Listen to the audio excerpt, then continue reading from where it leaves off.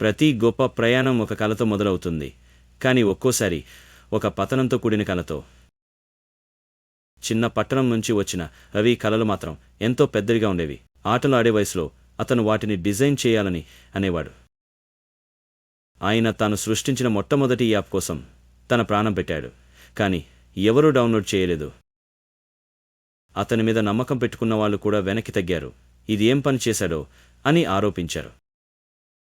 చీకట్లో కూర్చున్న రవి తల వంచుకుని చప్పుడు లేకుండా చెప్పుకున్నాడు, ఇది తప్పైపోయిందేమో, నేను విఫలుడిని కావచ్చు. ఒక చిన్నపిల్ల బైసికిల్ నేర్చుకోవడం రవికి జీవిత పాఠంగా మారింది. ప్రతి ఓటమి తర్వాత ఒక గెలుపు దాగి ఉంది అనే నిజం తెలిసింది. ఈసారి అతను నేర్చుకున్నాడు, విన్నాడు, మారాడు. అతను రూపొందించిన కొత్త యాప్ సులభమైన, ఉపయోగకరమైన మరియు అవసరమైనది. విజయం చివరకొచ్చింది, కానీ రవి విజయం కంటే ఓటమి నేర్పిన పాఠాల్ని ఎక్కువగా గుర్తుపెట్టుకున్నాడు.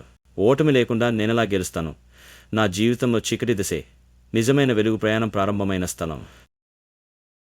పతనం లేకుండా పరుగు ఉండదు, ఓటమి లేకుండా విజయం అసాధ్యం. పడిపోవడం నేర్చుకో, లేవడం జీవితం. సబ్స్క్రైబ్ చేయండి మరిన్ని ప్రేరణాత్మక కథల కోసం.